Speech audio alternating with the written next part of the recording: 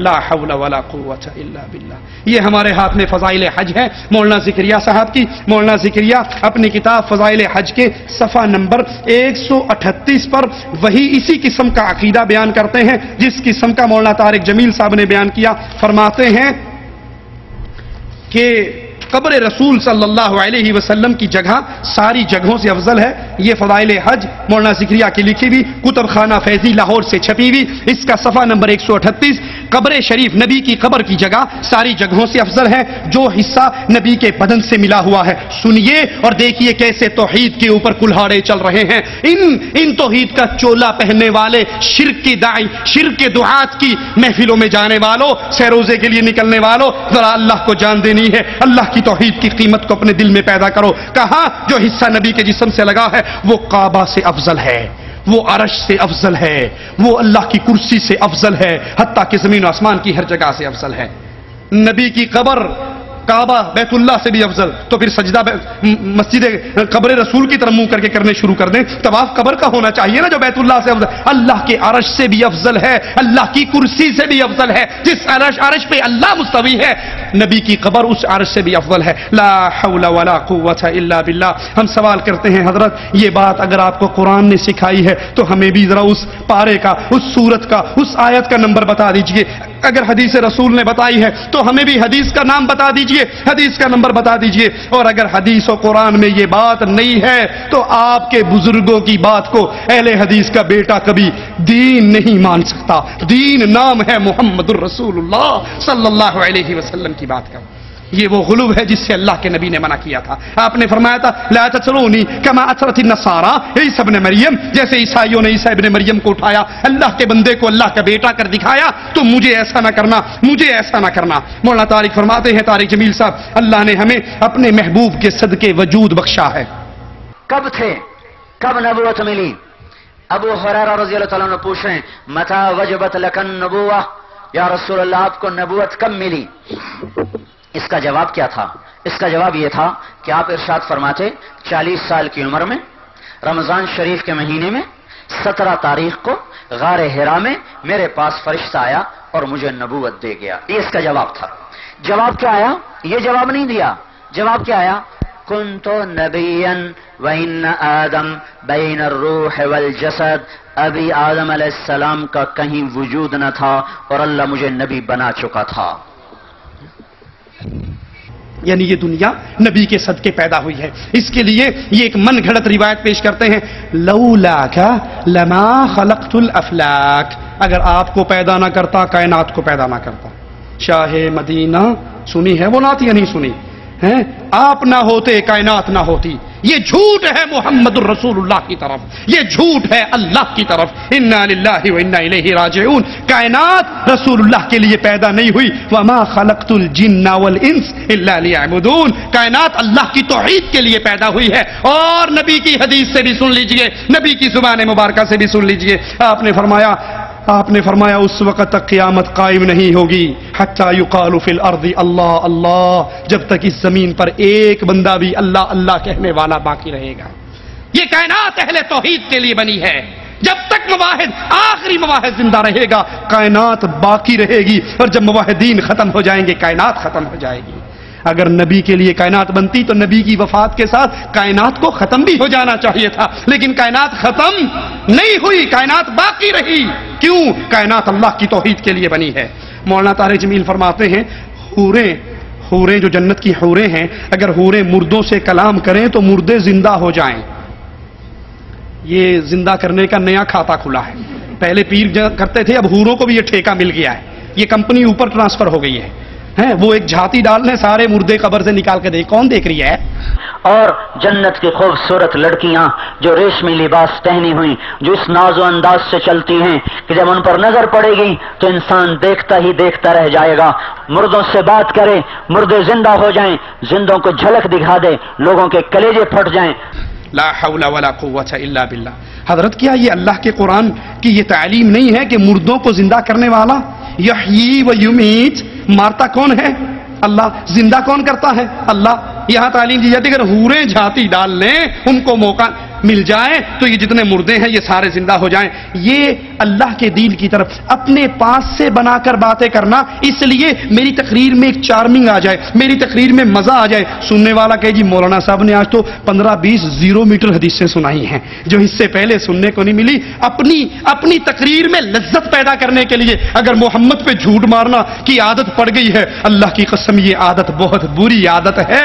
میرے نبی کے صحابہ نبی کی بات بیان کرتے ہوئے تھر تھر کانپ جایا کرتے تھے، کہیں ہماری بات نبی کی بات کے خلاف ہوئی تو ہمارا ٹھکانہ جہنم میں نہ بن جائے. اسی لیے محدثین حدیث رسول بیان کر کے کہتے او کما قال علیہ الصلوۃ والسلام، یوں یا جیسے رسول اللہ صلی اللہ علیہ وسلم نے کہا.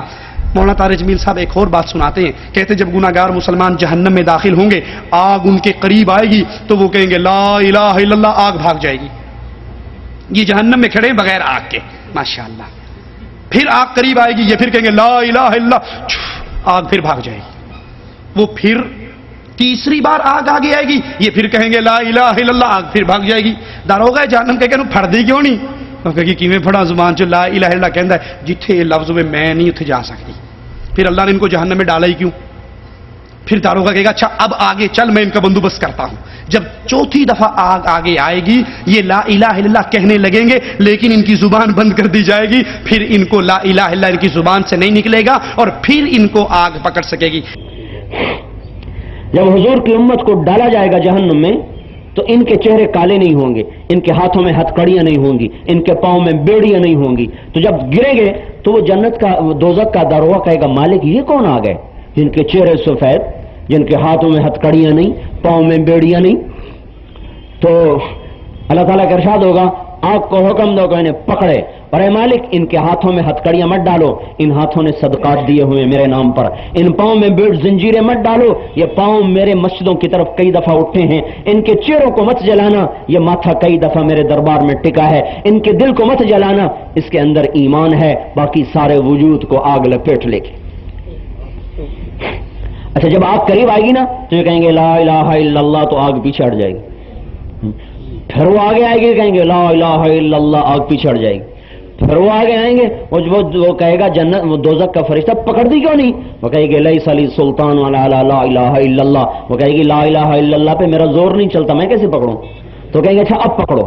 اب جب چوتھی دفعہ پکڑنے آئے گی وہ لا الہ الا اللہ کہنا چاہیں گے، اللہ زبان بند کر دے، زبان بند ہو جائے گی، زبان بندی اندر ہے بول نہیں سکیں گے. اب اللہ کہے گا اسی کلمے کی لاج دنیا میں رکھتے تو یہ آگ تمہیں کچھ نہ کہہ سکتے. تم نے میرے کلمے کی عزت کو پارا پارا کیا، آج اس کی سزا تمہیں چکھنی پڑے. یہ امت جہنم میں بھی جائے گی تو اتنی رعایتوں کے ساتھ جائے گی.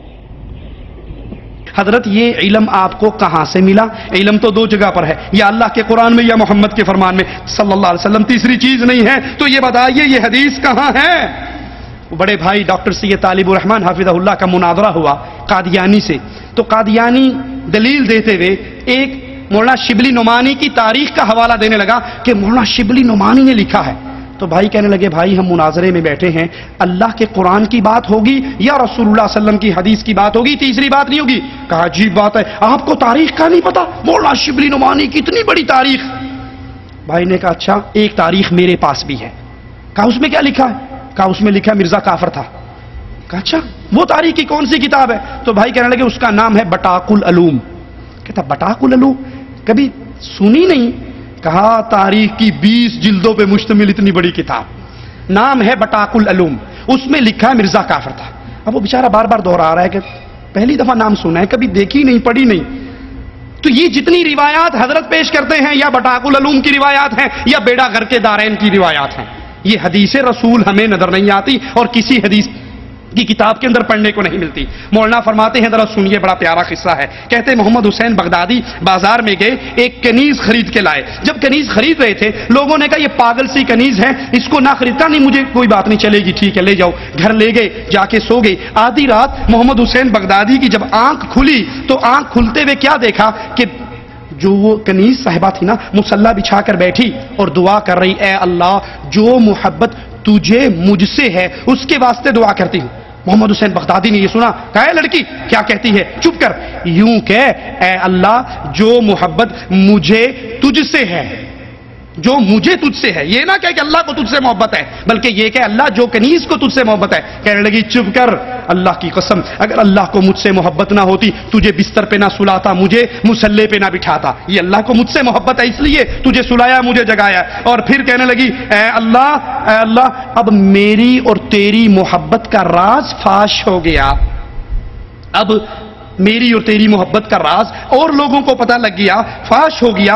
اب اس دنیا میں رہ کر کیا کرنا؟ اے اللہ اب لوگوں کو پتہ لگ گیا میں اور تو محبوب اور محب ہیں، اب تو مجھے اپنا وصال دے دے. اتنا کہا، زور سے چیخ ماری اور ساتھ ہی ہوا نکل گئی، مر گئی.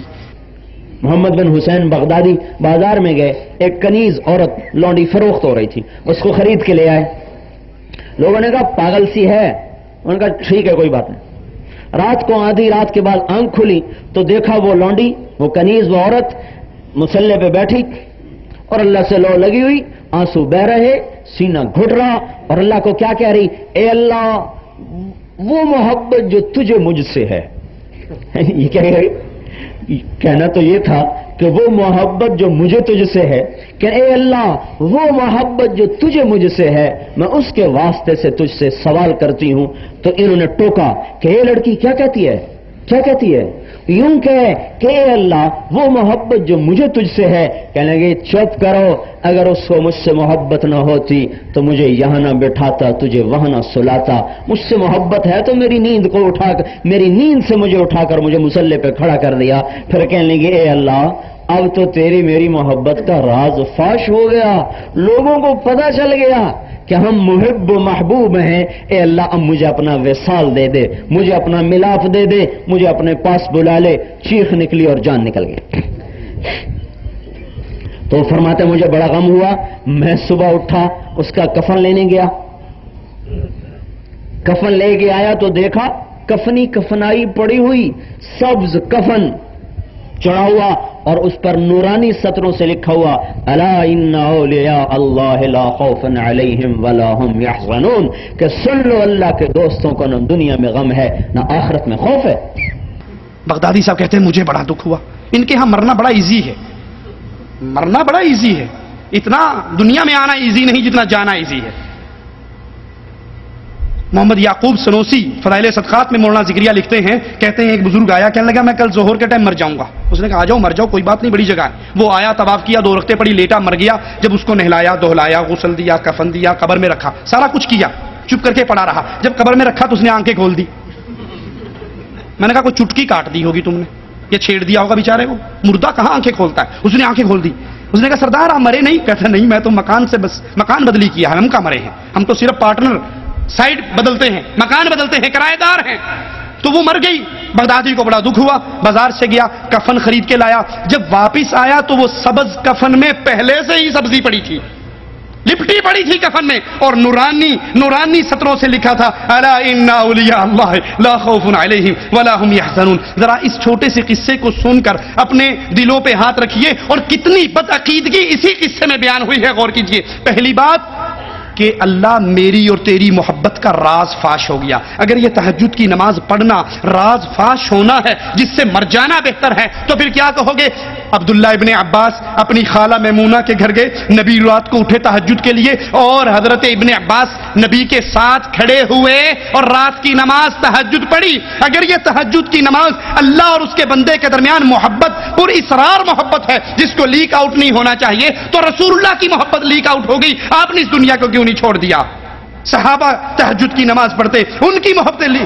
یہ صوفیاء کے قصے، یہ جھوٹ اور من گھڑت واقعات. اور پھر کہتے ہیں اس بی بی نے کہا اللہ مجھے اپنا وصال دے دے. یہ وصال صوفیاء کا وہی عقیدہ ہے کہ ہر چیز چونکہ اللہ میں سے نکلی ہے. کنتو کنزن مخفیا، چھپا ہوا خزانہ تھا، دنیا میں آنا چاہا، اب دنیا میں جو کچھ ہے وہ اللہ کی نعوذ باللہ صورتیں. تو اللہ کا وصال یہ ہے کہ بندہ مرنے کے بعد پھر جس سے نکلا تھا اسی میں داخل ہو جاتا ہے. اور یہ وحدت الوجود کا عقیدہ کفر کا عقیدہ ہے جو نہ قرآن میں ہے نہ محمد صلی اللہ علیہ وسلم کے فرمان میں ہے. اس بی بی کو سبز رنگ کا کفن مل گیا، اس سے پہلے یہ کفن خدیجہ کو کیوں نہیں ملا؟ یہ کفن رقیہ کو کیوں نہیں ملا؟ یہ کفن ام کلثوم کو کیوں نہیں ملا رضی اللہ تعالی عنہن؟ نبی کے صحابہ کو کیوں نہیں ملا؟ بدر والوں کو کیوں نہیں ملا؟ کسی اور کو کیوں نہیں ملا؟ اس کا مطلب ہے جتنی بڑی یہ پہنچی بھی تھی نعوذ باللہ، نبی کے صحابہ میں سے یہ مقام کسی کو نہیں تھا. فرماتے ہیں صحابہ نے نبی سے پوچھا ہمارا رب کہا، کئی سوال کیے اور اس میں سے ایک سوال یہ بھی آیا، اے اللہ کے نبی ہمارا رب دور ہے تو ہم زور سے پکاریں گے، قریب ہے تو ہم ایسا ایسا مناجات کریں گے، تو وَإِذَا سَأَلَكَ عِبَادِي عَنِّي فَإِنِّي قَرِيب، یہ سوال پوچھا۔